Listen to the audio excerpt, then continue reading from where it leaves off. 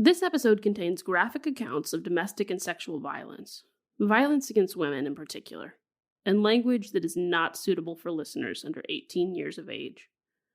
We also discuss coercive control, so please use caution when listening. And, we sat and talked, everything was good. And something in his little brain flipped after we left, because we were already back to my house. He was dropping me off. And something triggered, and he straight up bit me on my cheek, completely out of nowhere. I mean, when I say it's like you flip on a light switch, that's exactly what it was. But I really don't remember what happened other than we were talking, and the next thing I knew, I thought he was grabbing me to kiss me, and he grabbed me and bit my face. I have never had anyone nibble my face. This was straight up, I had teeth marks in the bruise. And somebody was like, you need to call the cops. And I'm like, what for? What are they going to do? Oh, you went out with this guy one time and he bit you. Don't go out with him again. So when you start seeing red flags, acknowledge them and let it go before you really get hurt. If it's too good to be true, it probably is too good to be true. Have you ever been in a relationship that seemed to be going so well, and then out of the blue, your partner says or does something that goes up like a flare in your mind? Was that a red flag? Does that mean I need to leave? Is that the last straw? Maybe it's just a bad day. When you are in a relationship with an abusive person, the red flags come in many forms, and those behaviors are deployed for different purposes. There are a million books and research papers on abuse and why people are abusive. The most recent research concludes that abuse is about control. And there are a lot of different tactics to get control over someone. Some of these tactics are minor and almost undetectable. Others are violent and scary. On last week's episode, we showed you what it was like to fall in love with Jim Lumen. This week, we show you what happens when that love turns toxic.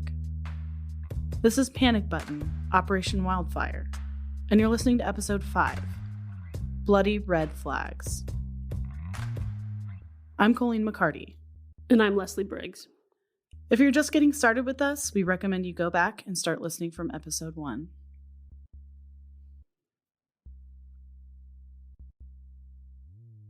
For ease of listening, and also for anyone listening who might be living with these behaviors at home and who hasn't been able to put words to your experience, we've categorized the types of red flags in this episode by the types of behavior Jim exhibits with his victims.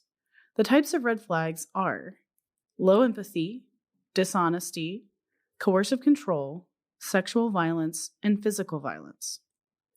We'll start with low empathy red flags. Typically, people like Jim, who are chronic abusers, have very low empathy for other people. Empathy is defined as the ability to understand and share the feelings of someone else. Having low empathy is not necessarily against the law, and it isn't a basis for saying someone was abusive. However, it is an indication that someone might be abusive or can be used to explain abuse after the fact. I could tell, he kind of disconnected from me a little bit. I figured he's probably texting Amber again or whoever else. And he tells me it's just best that he goes or whatever. And I was like, okay, all right. We hugged. And he got all of his things, and I thought he had Amber come get him. No, he stole my truck. Yeah, he just took off in my truck. And so I call, he doesn't answer. I think I text, and he tells me he doesn't care, or fuck off, or whatever he tells me. And I have a pretty good idea where he is, and so I call the police, and the police tell me, since I know the person who has the vehicle, that it's not stolen, that there's nothing I can do criminally, that it would be a civil issue. So I decided I would go get my truck, and I took my pistol and my daughter, and we went to the trailer park over at Amber's, and the keys were in it. And he was asleep inside, I guess, or whatever. So without incident, I took my truck back. He's married to Amber the whole time you guys are seeing one another. Yeah. I was trying to remember when I met him at Torchy's, it was for like a divorce party, but I think it was his divorce from Misty, if the timeline matches up. And then he tells me, like, we're dating, and he tells me that he's got to be with Amber because, it's divorce, and it makes it look better that he has someone instead of being alone. And yeah, he tells me that's why he's marrying her or whatever. But and the whole time, she's aware that I'm in the picture too. He tells her that we're just friends. And then I noticed, I remember seeing her headstone and thinking, and I remember it sticking out because he said she was a crazy bitch. And I remember thinking, well, he's already said Amber was a crazy bitch. He said Misty was a crazy bitch. So that's weird. Why is he calling his dead sister a crazy bitch? And I remember the back of her headstone. It was pretty much like, sorry, I was so crazy. I mean, I don't remember exactly the words it said. It was something poetic. But it was pretty much, I felt like it was just sealing the deal that she was crazy for some reason. Like, I don't know. Anyway, so he took me to her house that she used to live in, where his brother-in-law and his nieces still lived. They were not home, so we went in by ourselves, where he told me to play her piano. And I was like, it's kind of weird. He's like, no, just sit down and just play her piano for me. And I was like, okay. So I sit down and I played November Rain by Guns N' Roses.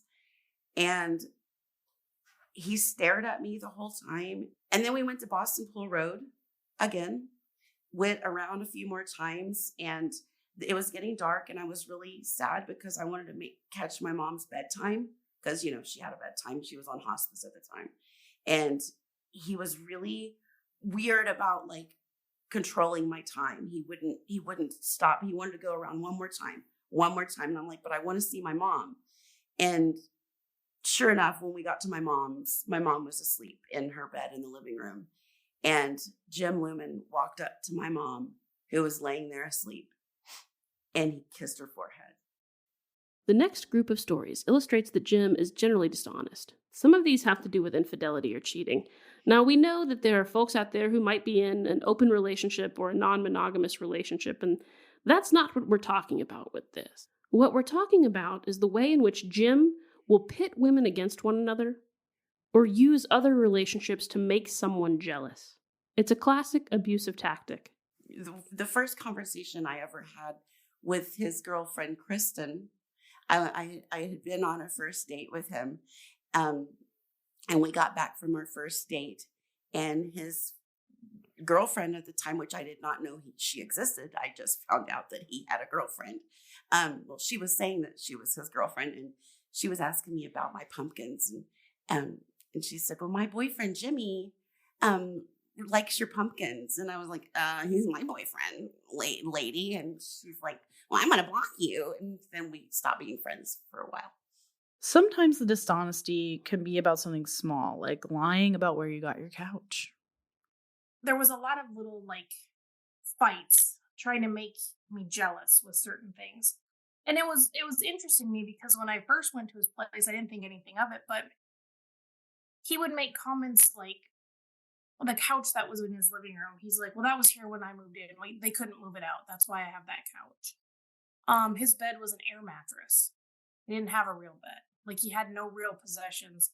The first time I ever went up to his apartment and met the kids, I went up to help him set up a bunk bed for the kids, which, come to find out, Shannon Summers from Oklahoma had driven up and bought with him and then ended up driving home.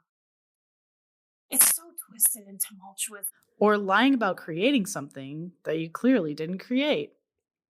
I found out later on he was taking pictures of my pumpkins and telling women that he was carving them.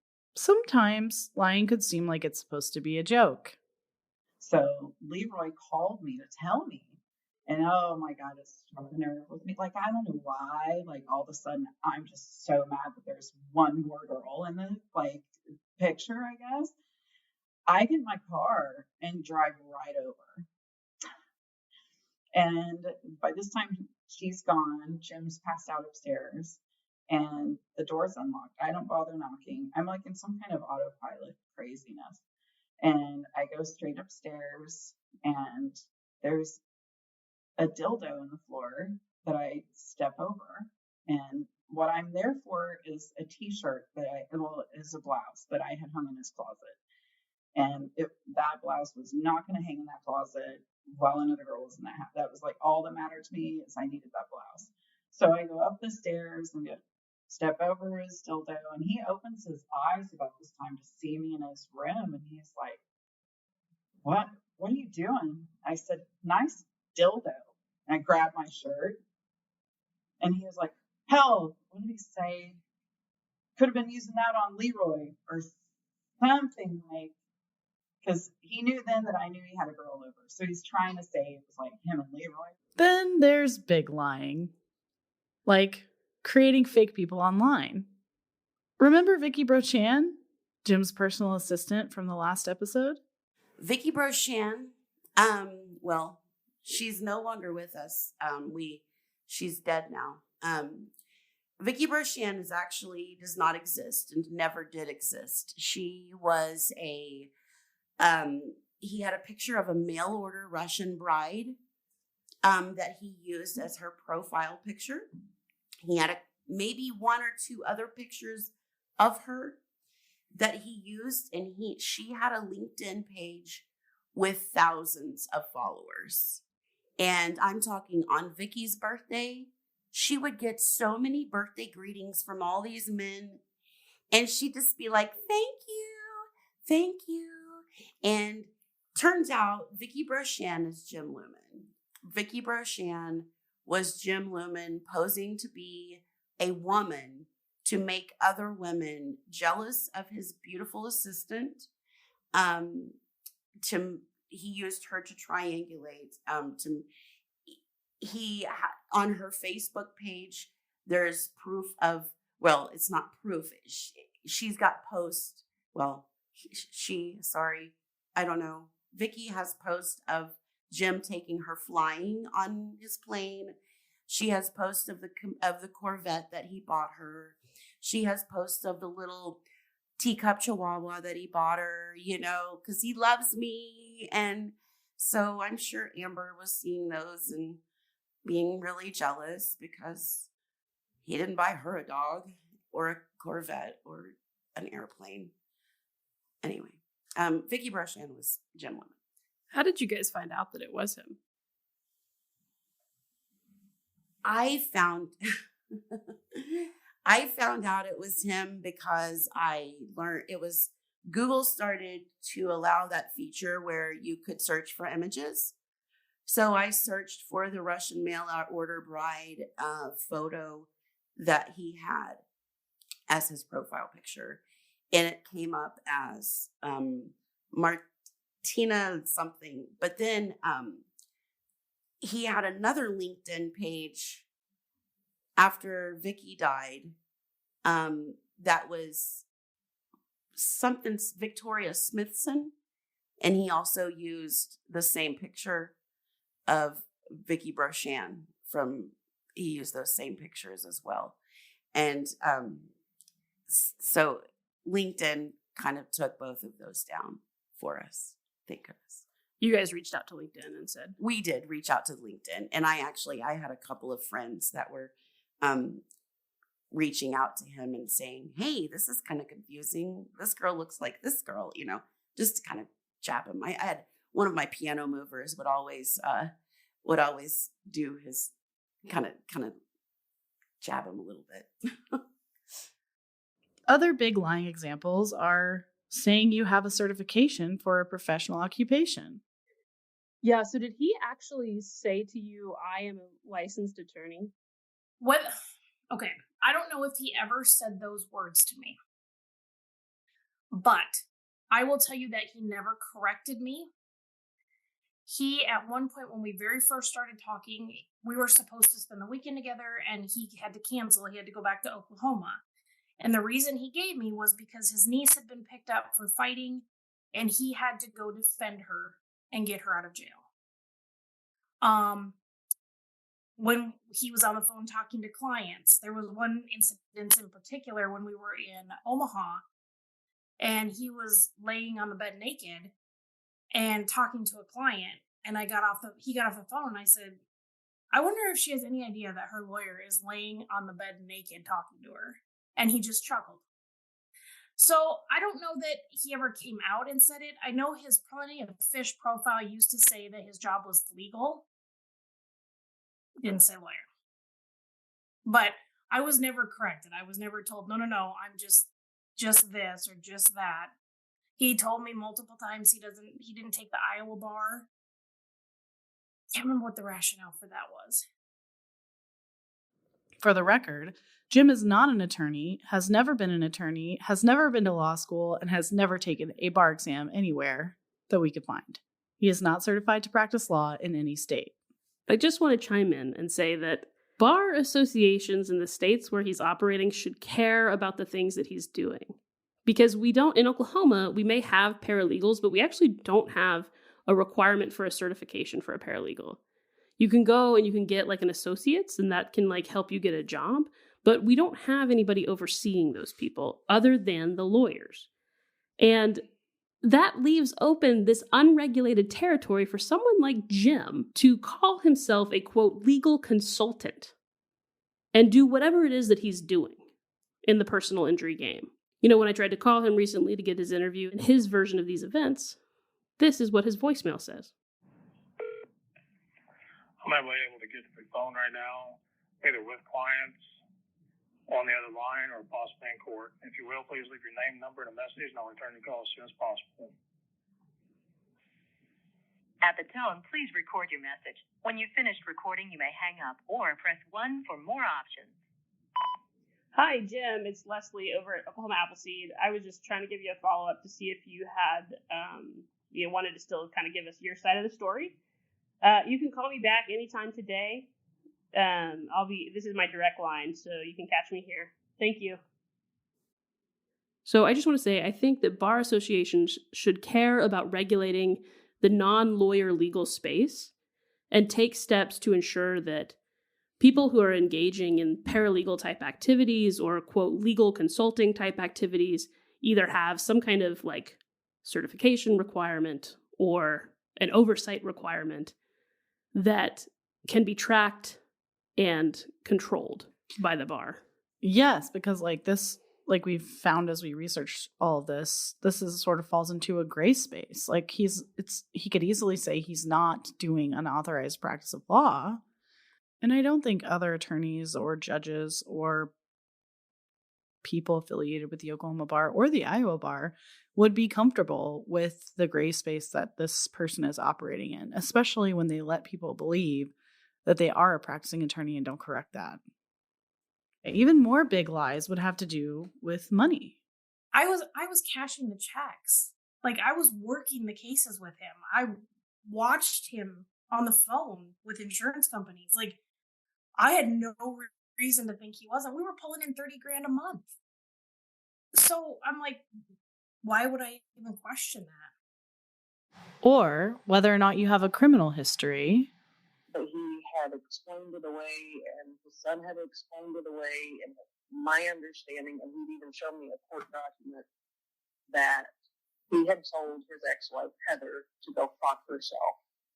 And because of the word fuck, that put it into the sex registry offense.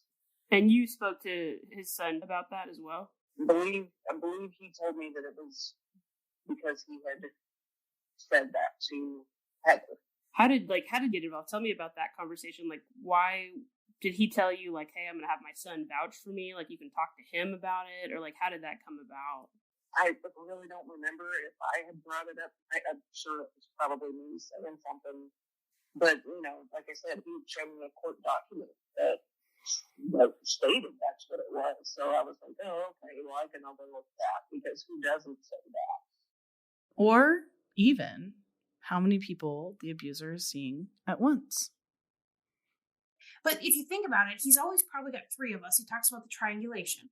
So he used to tell me all the time, I got a girl in Oklahoma, you're my Iowa girl, don't worry about it. There'll be a Missouri girl, don't worry about it. Well, in my instance, there was me, there was Sarah, and Amber's still in the picture. Amber's always in the picture.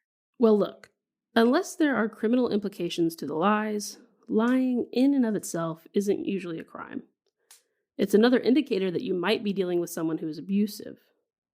The next group of stories shows coercive control. Coercive control refers to a pattern of controlling behaviors that create an unequal power dynamic in a relationship. These behaviors give the perpetrator power over their partner, making it difficult for them to leave. So I think it's worth mentioning here that there's actually a recent movement in the United States to codify coercive control. And 3 states explicitly have it in statute. Actually, Oklahoma is one of the 3 states that has coercive control codified, but we only have it codified in the family law code, which means it can be used against someone in a family law case, like a divorce or custody case. But it's not a criminal definition of coercive control. But there are 10 states that have a statute that mimics something that's very close to coercive control. So it's interesting because it's hard to define what coercive control is, but a lot of domestic violence and sexual assault groups across the country are working to make this actually a criminal offense. It's interesting. I'm going to play, can I do the devil's advocate thing? Yeah. A little bit? Because it's like, coercive control, I mean, we know that it's like this accumulation of behaviors that results in like the inability to act independent of your partner, or free, like, essentially robbing you of your free will. But like, at what point do you reach the critical mass? I I want my wife to like do the laundry. And so as us having an argument and her deciding to do the laundry, is that me coercively controlling her? Well, let me just read to you how we describe it in Oklahoma. It is coercive control involving physical, sexual, psychological, emotional, economic, or financial abuse. So it has to meet one of those other abuses, and you're using that abuse or the threat of the abuse to control the person. Yeah. It's kind of a slippery slope if you ask me. I think it could be. Because like what behaviors? It's almost like pornography, you know it when you see it. Yeah. But it's difficult to define. Yeah, and the thing about coercive control is it's really like an environment or a culture inside of a relationship, and it would take a lot of evidence to show a culture or an environment exists. Yeah. That's tricky. You can't just show one act of what someone would call coercive control and say that you were being coercively controlled. I think it takes more than that. This is, again, why the more that we look at these issues and the more we like come up with what we think are good policy, looking at other states and all of that, I keep coming back to this idea that like courts, and in particular criminal courts, and I guess family courts too, are not the appropriate. I mean, they are a last resort for solving these problems. We have got to find a better way as a society to intervene sooner. I think it starts with the police because they're the first responders to calls. I don't know what that looks like, but like intervening before we get to the point of like, we're expecting a criminal court or a family court to rule on custody or to put someone away in jail to solve this problem, because it's like, we need to intervene when you are coercively controlling somebody about the fucking laundry or the dishes or not getting your dinner on time before you are punching them in the face. Do you know what I mean? Yeah, but then like,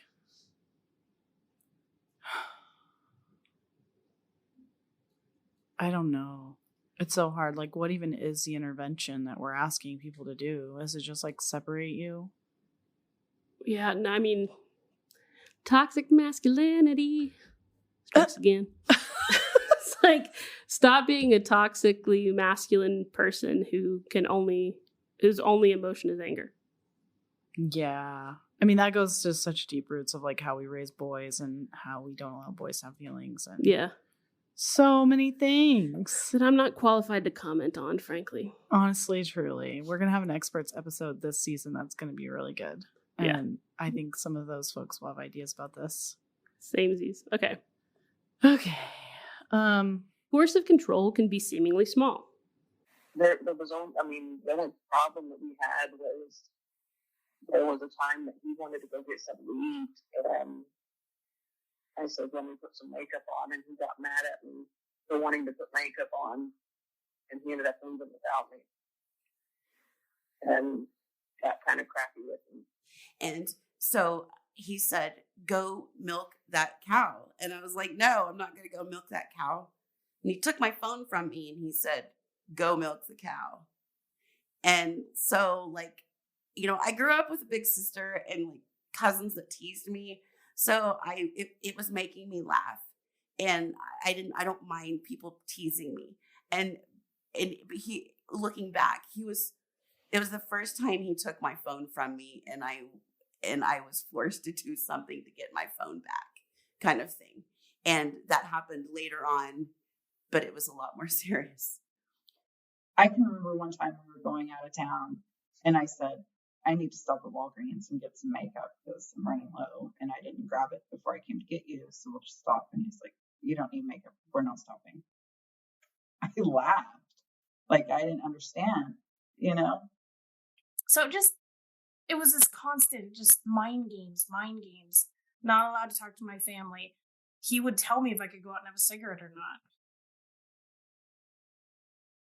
One night the kids were there, we were playing this game where you take something out of the fridge and you eat a spoonful of it, and it escalated to him wanting me to go out and put my tongue on the grill because it was sub-zero so that the girls could see what would happen when you did that.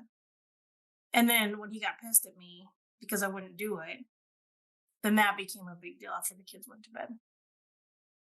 They're just constant fights, constant. And I wouldn't say a word. I shut my mouth. Can you help us? What are some of the things he would say?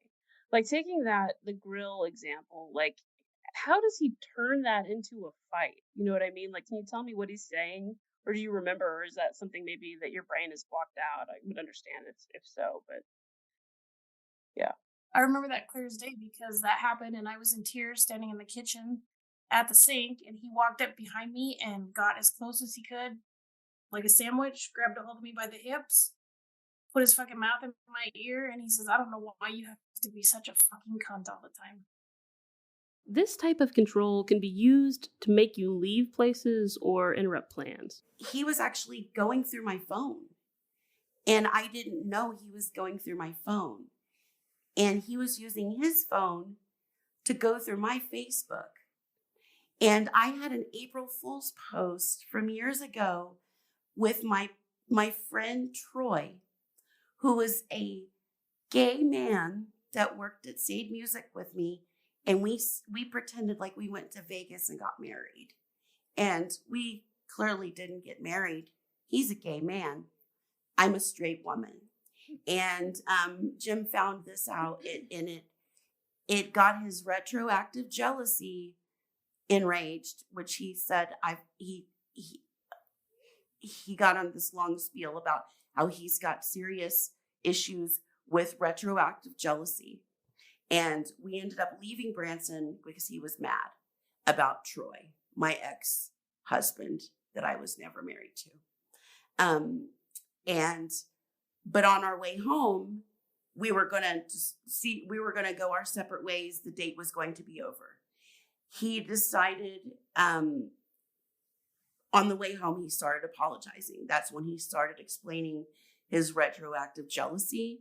And this is a couple-hour drive home. It's not like we've got a 15-minute drive. So he starts telling me like why he has all these jealous feelings because Amber was a cheater, and he's got these reasons, and he's got tears coming, and it's breaking my heart. And he's like, I've got to stop drinking. I can't drink anymore. And I'm like, yeah, you probably should stop drinking. Clearly it makes you angry. Very often in these relationships, coercive control is used to cut people off from their existing family and friends. If I didn't do something that he wanted me to do, then he would whip me with a belt like I was a child. He would ground me from my phone. He would take my watch away so that I couldn't call anybody. And it would get to the point where he would just start really getting on me about, every family member. Well, this is why she's bad, or this is why he's bad. The one time that really rings out in my head was sitting on the couch next to him, and my stepmom called, who we talked all the time. And he literally got mad because I was talking to her and told me to get off the damn phone. I didn't need to be talking to her. So it was like things just kind of, I don't know, they just escalated. Another frequent coercive control tactic is to tamper with birth control or prevent a partner from purchasing or receiving birth control. Newly divorced, so I went on Depo-Provera to make sure nothing happened. Well, I ended up with a bunch of irregular bleeding with that, and he didn't want me to continue to get the shot. He wanted me to get pregnant, and I said, absolutely not, I will not do that. So I would have to go to my doctor's appointments and get my shots behind his back, which ultimately got me beat up sometimes. And something not discussed widely is coercive control as it applies to the sexual relationship. For my wedding present, he had sex with me, vaginal intercourse. Finally, a common mode of coercive control is looking through a partner's cell phone or through their email.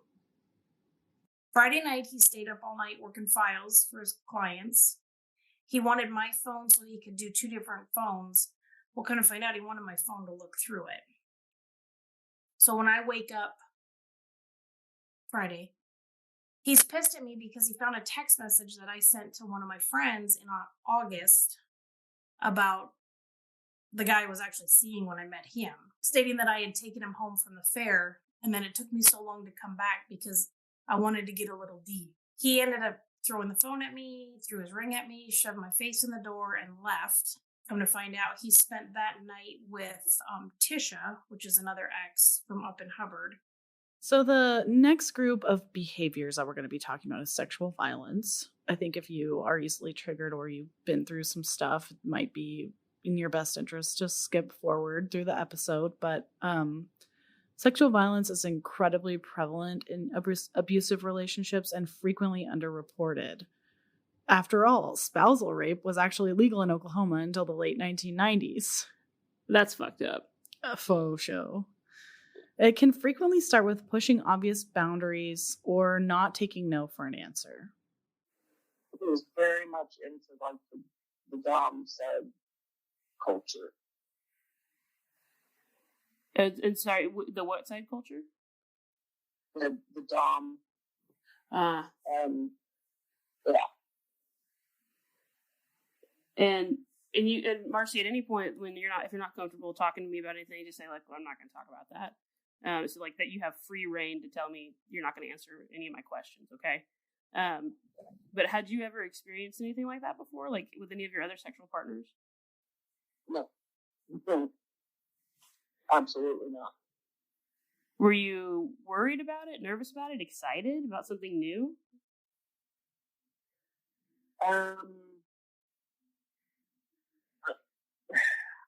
I don't really think I had an opinion, but I definitely did not expect it to be as violent as it was. He was over on his bed and I was over on my bed. And I was like, I'm going to pass out and go to sleep because tomorrow we get to go to Silver Dollar City and I'm excited. And he comes over to my bed and I'm like, no. And I had like all my clothes on too, like all my clothes on. And he's like, and I had pajama bottoms on. So I mean, in like ugly ones too. Like I was like careful not to like make him think I was trying to look sexy. You know what I mean? Like I had like gross looking like polar bear pajamas on. And he ended up like kept putting his hands in my pajamas and I was like, no. And finally I just stopped saying no. And I ended up having sex with him and I don't remember it very much. Sometimes the sexual violence starts out being consensual. There was a lot of, at the time I would have called it like S&M type sexual things going on between us that were very risky and probably not what most, moms do sitting around the house think about, but kind of like a 50 Shades of Grey. Now, I've never seen the movie because I can't bring myself to watch it. So at the beginning, there was a lot of more risky sexual stuff going on. And I didn't have a problem with that. But then it escalates to controlling someone's body, shaming someone's body, or threatening physical punishment for certain things. This is so embarrassing. He made it a point to tell me, like, if there was an odor or if things weren't as fresh as could be. He himself would douche me.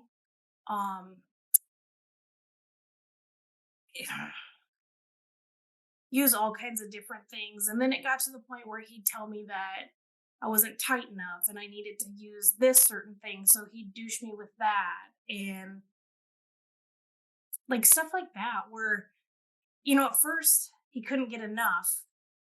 And then suddenly he's like, oh God, that's gross. It's nasty. I can't do that. I remember one time he pushed me away and he's like, oh, yuck. You need to fix that. But if I'd try to fix anything myself, he would get mad. Wouldn't let me do any self-grooming. That was his job. He wanted to do it, but he wouldn't do it. We're going to go through some very public Instagram information that we find unusual. And we're doing that not to kink shame because everybody has kinks. But in the larger context of what Jim has done to these women, it's just like, it's unabashed is what it is. It's like just very public. It's also indicative of someone who just like lacks scruples a little bit. Like he's posting about his business. He's bragging about his business. There are attorneys and law firms that are following him and liking his posts. And then he's very publicly following these like exotic leg accounts, right? I mean, I think if like I was trying to convince the world that I was not womanizer and abuser, that I maybe would not publicly show everybody that I have leg fetishes and muscular woman fetishes and that I clearly objectify women on my social media. It's that whole thing about I lay in bed and do naked and do $1 million business deals. Like I'm on the phone with somebody, I make a settlement, they pay me $100,000, and then I go look at muscly women legs. Yeah, I post that, and then I go scroll for legs. I don't know if it's shaming, Leslie. It feels like we're shaming, but like deservedly. Yeah, I think it also just highlights some of like, I would be hard pressed to find a professional woman out in the world who would just like have her kinks on full display on an account where she's doing her business. Well, not only that, but like women have been fired from jobs and like been publicly shamed to quit it's jobs. It's a double standard. Because of sexual activity that became public. Right. It's fully a double standard. And it's like, again, I think it just highlights how unabashed he is about the things that he engages in, and no one will tell him otherwise. He does what he wants. And everybody still is doing business with him. It doesn't stop anybody. It doesn't stop. Nobody looks at that and goes, I mean, can you draw a line to, like, from leg fetish accounts to the horrific abuse he's done? No. But when you look at it in the larger context of, like, everything we know about him and everything that we've seen and all the pictures of the abused women that we've seen, it just adds an extra layer of validity to what they're saying. Yeah. It's like he's not ashamed. He's doing very public, gross things. He's not trying to hide it. And there is no societal pressure on him to hide it. Like, there is no one saying, look, man, maybe don't follow the leg account while you're posting about our business. You know? It's like, a cis woman couldn't do that. Any woman couldn't do that. Nope. No. Can you imagine a world? A trans woman especially couldn't do that. Oh, God, no. Imagine. All of the sexual perversion that would be, and insults that would be thrown at that individual's life. Yeah. And it's like, it's not like there's any shortage of public information out there about this person's, like, behavior. But it took us like 5 minutes to find, less than that, to find that stuff. Right. But nobody was even looking. All right, so hit me with the names of his fetish accounts. Okay, so these are just some of the fetish accounts that he followed. From his, like, it actually wasn't his business account, although he was, like, doing mostly business on it. It was Jim_Lumen. Oh, okay. So it was his personal account, but he was posting a lot of work stuff from it. He follows a lot of chiropractors and other lawyers on it. So he operates his business somewhat, at least affiliates his business with this account. Fully affiliates his business with the account. And also friends and boyfriends out there, everyone can see who you follow on Instagram, even if your account's private. Just want you to know that. Little tippo from me. Little tippo. But here's some of the names of the accounts, okay? Female strong legs. What? That's a little on the nose. Legs Appreciation Society. Oh my God. I haven't heard these. Girls and legs. What? Female strong legs. It's just like, ready for this one? I don't know. Calf cravings. Oh my God, the way you hit the sneeze. Calf. Wow. Oh, fuck. Wow. Calf. Calf. The calf cravings. Okay, What else? Okay, there's more. Oh, God. Wait, okay, so also among these are several female bodybuilders.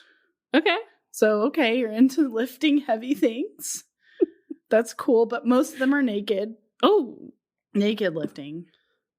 The other nice one is My Sexy Stilettos. Oh, no. Yep, and we've got Hot Strong Legs. Hot what? Yeah, girl strong legs and hot strong legs. And calf cravings. Oh my God. And we have Sexy Muscle Woman. Oh my God. Oh my God. None of these on their own were enough. It had to be all of them. I do just want to indicate that Sexy Muscle Woman was followed 2 follows after Tommy Lahren. Oh, yuck. Oh. He's not following Tommy for the, or Tommy. Is it Tommy? I think it's Tommy Loren. He's not following Tommy for the politics. And then we have Blake Shelton, of course. Oh, Blake. With a couple follows below that, Diamond Calves. Calves. I hate that so much. I hate that. I have the ick. Diamond Calves. Sorry, I need to be clear. It's God. Diamond Calves. No, I can't say calves. I can't say calves appropriately anymore. Oh, it's so many. Yeah. So many. He's posting about his business from this account. He's like, he's actually saying, need a lawyer? Call us on this account. Yeah. But he's not a lawyer, by the way. No. He's not a lawyer. No, ma'am. Sexy Muscle Woman. I mean, listen, I'm all for mixing business and pleasure, but like this is something a little bit weird. Like, this is all just nonsense. It's all nonsense. Yeah, I mean, but also like mixed in here is like OK Pain Treatment Center and Revolution Chiropractic and Enlightened chiropractic from Oklahoma City. Like, I mean, like, we're clearly Chiro Concepts Tulsa. We're clearly mixing business and pleasure. Yes, Legs Appreciation Society right down from Watts Chiropractic Clinic. I mean, whatever. Send all the feet pics you want, folks. Do what you gotta do in this economy. I don't know. Because, like, I guess it's like, do people, a question, query, does it matter if you're going to do business with him what his sexual fetishes are? I mean, that's what people keep saying about the LGBTQ conversation is it's like, I don't care about your sexual preferences. I just want to do business with you. Shut up about it. Don't put it in my face. And then it's like, yeah, this guy. Right. It's like this, it is emblematic of this double standard in society where a cis man can put his sexual fetish out there on his public Instagram, post about his business, and there's no repercussion. There's no one going, there's no morality piece ringing the alarm and saying, we're not doing business with this guy. And I'm not saying that it should on some level. On some level, I'm just saying, everybody like, to be free. On some level, I'm just saying that, like, there's a double standard here and he's benefiting from it completely. Yeah. And one of the benefits of doing this on a podcast is we have the ability to put all of the things we can verify in this format and let people make a decision about what they believe or not. Right. And this would never be admissible in court. And it would never be something and it shouldn't be admissible. It really shouldn't be because it's not indicative of whether or not he's an abuser. No, it's not. But it is indicative of a double standard where he's allowed to act in a way that, like, every other person on the planet, every other gender identity on the planet cannot without suffering a consequence. Yeah. Name another gender identity or sexual orientation that could have their sexual kinks on an account where they're doing business. Other than a porn star. Yeah. No, there isn't. Sex workers. Yeah. But that is it. Anybody trying to do it, especially in the legal business? Yeah, like, this is a professional business. It's like the professional business. There's like accountants, architects, lawyers, and doctors. Engineers might be sad about being left out. Sorry, engineers. Sorry, engineers. But yeah, no, I mean, it's not like, it's still pretty taboo in those fields. To publicly have your kinks out there. I don't know. I just honestly, Leslie, don't think he even thought about it. No. And I don't think he realized people could see it. And I just don't think he even like thought twice about it. No, I think you're right. It's like, I see that. I like that. I want that. I'm going to look at that. I don't care about anything else. Right. Impulsive. Right. Of course, the most obvious and widely frowned upon and criminalized tactic of abuse is physical violence. There are many warning signs that someone might become physically violent.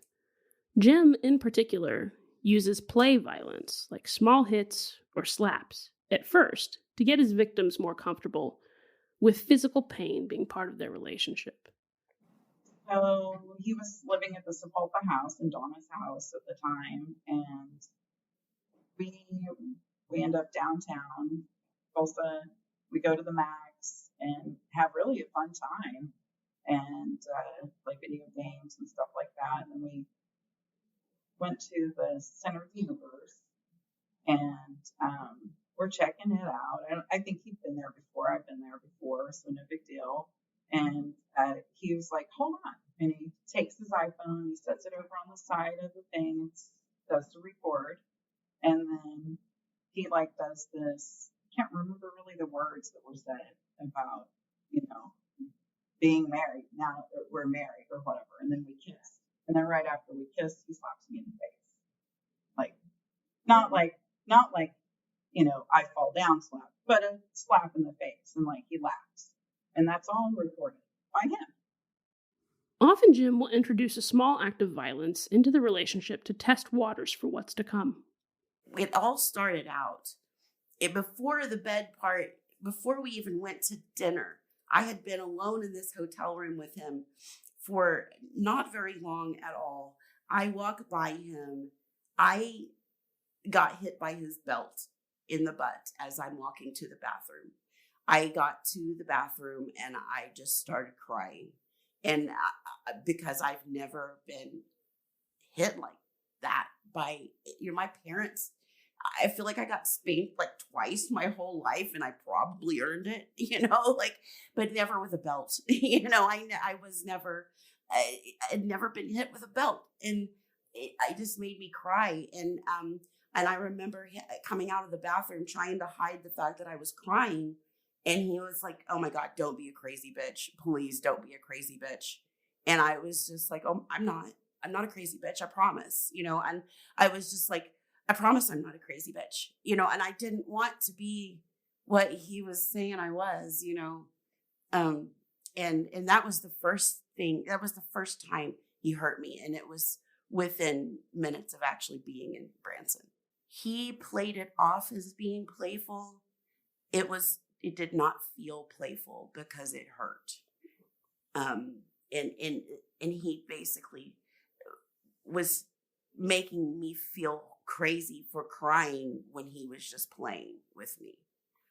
Yeah. Do you think he was like testing you?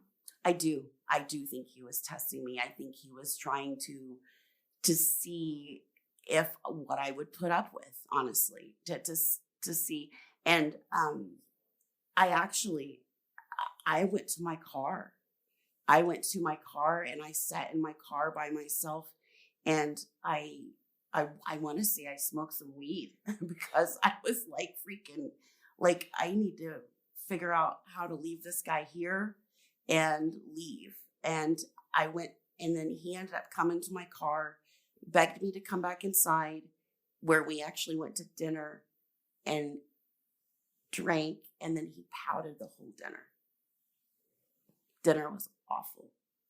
Tell us more about that. What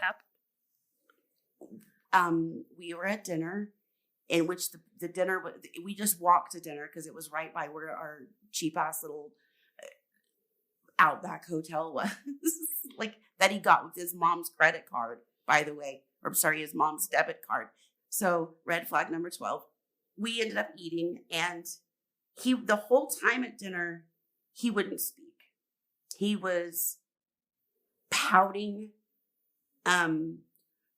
looking angry, looking down at the table. Anytime I would like say anything, he would just dismiss me like I was bothering him in some way. So I'm just over there getting shit-faced so I can just enjoy myself, and then my drunkenness is annoying him.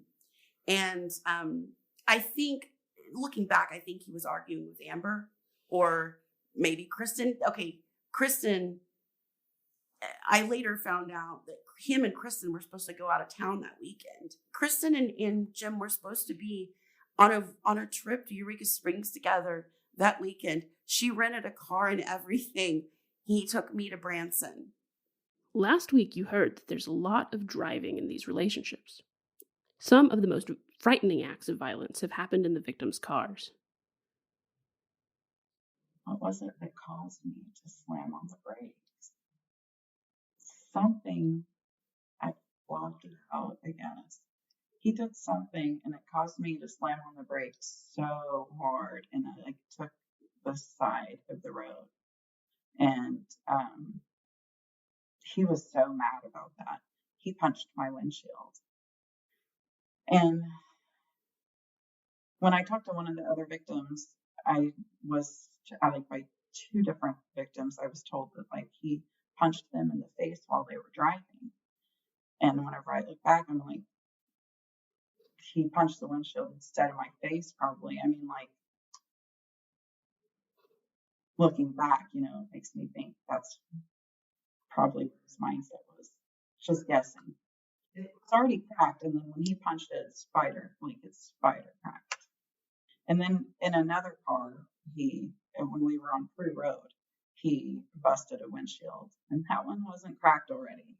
Yeah. And I can't remember why he punched it. Can't remember.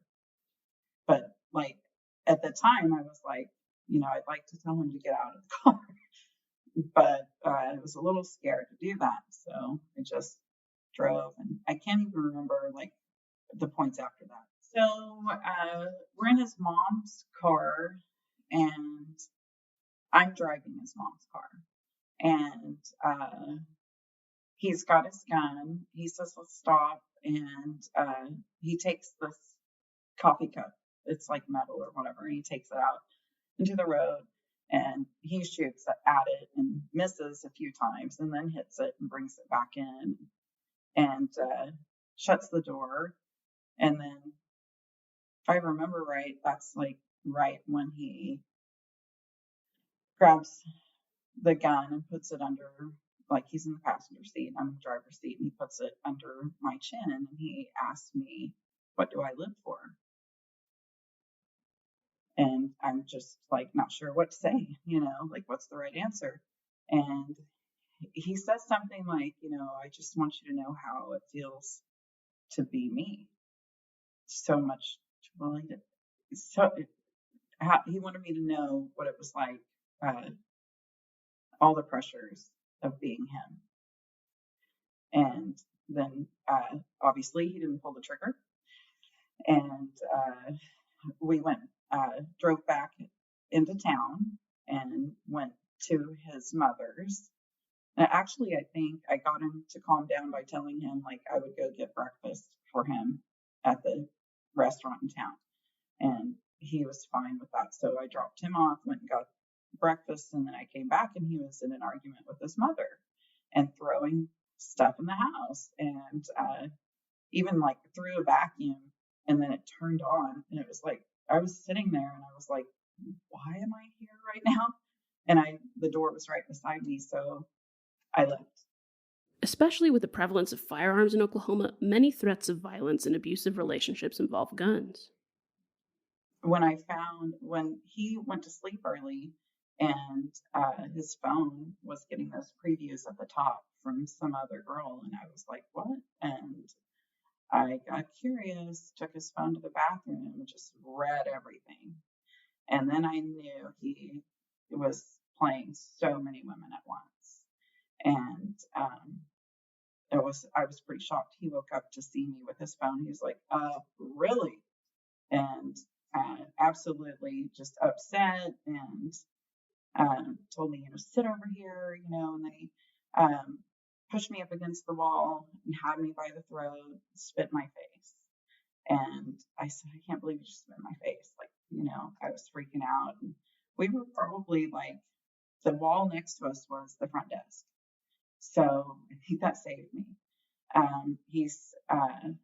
He said, we're leaving. You're packing your shit and we're leaving right now. And just be quiet when we walk through here or whatever. I was like, okay. So we get in the car and he brought a gun down there with us. He typically had one or whatever, but it's not like he ever got it out, or anything. But that time he got it out, I feel like, to intimidate me to just drive, and had it unzipped and set it between the two of us in the car.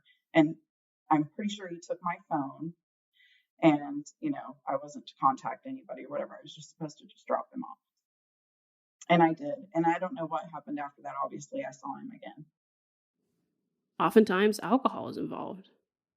I know that the last weekend, the final time I ever saw him, we stopped and got at this liquor store and got this banana schnapps, and he called it his panty remover drink. And basically he chugged it and got violent. Like, it was just instant. Like, he does that. I mean, that was kind of like, he would basically pick something that I was doing wrong, and then he would go off on that. That's what would start every fight, was just something that he would pick out about me that I was doing wrong. When you begin to change your behavior to hide things like bruises or changes to your body, that's a big red flag. The kids, now looking back, one was a junior and one had just graduated high school when I met him. The kids will comment now about, they used to call us the house of nakedness. We were all girls. So my poor ex-husband, we ran around all the time in our underwear because we were just a bunch of girls running around. And they would comment on how they noticed I wouldn't do that anymore. I wouldn't get in the shower after one of them was getting out. And the reason was I was covered in bruises from the back of my neck down. Often the stress of big events like weddings or vacations can see someone act out physically. I'll note that the night before the wedding, he and I were driving around in Oklahoma, down in, I can't remember the road, Boston Pool Road. So we're driving around. He gets this random text message that says, "I love you." Person sending the text message is Nikki. So this is where Nikki starts plummeting into all of this. So I take issue with that because at this point I've not gotten my ass kicked. And I say to him, listen, if I'm going to marry you, I don't want some other woman texting that they love you. And you not saying, listen, I'm getting married. It caused quite an argument. He ended up, I said, you know what? Just take me back to your mom's house. Let me pack. Take me to the airport. I'll just go home. Because my daughter had driven me down to Cleveland and dropped me off from Iowa. She drove me all the way down, turned around, drove all the way back. So I'm down there, no car, no nothing. So he takes me back to his mom's and continues to drive around and drink. He, at some point, I'm sure I sprouted off on the phone via text. And I said, just come back and take me to the airport. And he came in, and I happened to be in the bathroom at his mom's house. He came in and fish hooked me. And then just got my face and started screaming at me. And he's like, get your shit, let's fucking go. So he loads everything up, puts it in the car, and starts driving. But I don't know where we are. I have no clue. And he starts showing me fields and little timbered areas that he could just put me in my suitcase and leave me there and nobody'd find me. 1, 2, 3, 4. Found my way in. I'm on here reversing back out of here. Rolling backward, avoiding hazard. I'm checking if the coast is clear. Before he make a big mistake, I'm thinking I won't crash and burn. I've seen the signs of the time. Only a fool would return. I'm about to get off. I'm finna get away out of here. Find my way home. I'm about to get off. I'm finna get away out of here. Before the street light come on. I'm about to get off. I'm finna get away out of here. Find my way home. I'm about to get off. I'm finna get away out of here. Before the street light come on. Before the street light come on. This has been a tour of the red flags in Jim's relationships, which we find are actually pretty common in a lot of abusive relationships like these. Our hope in sharing these stories this way is to both tell the story of Jim's reign of terror on so many women, but also to educate anyone who might find themselves in a relationship like this. Many survivors we hear from tell us that they did not know they were in an abusive relationship because pain and dysfunction was all they knew in their life. We hope these stories will help you put words to your experiences and also let you know that you are not alone. In the next episode, you will hear the culmination of these red flags for the women who have survived Jim Lumen. We will allow the survivors of his abuses to tell their stories in their words, like they have never been able to before. This is the true crime story that happens before the true crime story. Most stories we hear are after someone's been killed, and we wonder what we could have done. How could we have prevented it? How could we have kept her alive? We're telling you these stories now so you can keep her alive. Keep telling the stories, keep telling the truth, and keep speaking out against violence. You can find links to pictures, documents, and all our sources in the show notes of this episode. These cases serve as a reminder of the devastating consequences of domestic violence and the importance of seeking help if you or someone you know is a victim. If you are in immediate danger, please call 911 or your local emergency number. For confidential support and resources, you can reach out to the National Domestic Violence Hotline at 1-800-799-7233. Thank you for listening to Panic Button, Operation Wildfire, and for joining us in shedding light on the importance of ending domestic violence for good. Put your hands together if you leaving. Put your hands together if you gone. Panic Button is a production of Oklahoma Appleseed Center for Law and Justice. We're recorded at Bison and Bean Studios in Tulsa, Oklahoma. Our theme music is by Guillaume. Additional editing is provided by The Wave Podcasting. Our music supervisor is Rusty Rowe. Special thanks to our interns, Kat and Allison. To learn more about Oklahoma Appleseed or donate to keep our mission of fighting for the rights and opportunities of every Oklahoman a reality, go to okappleseed.org.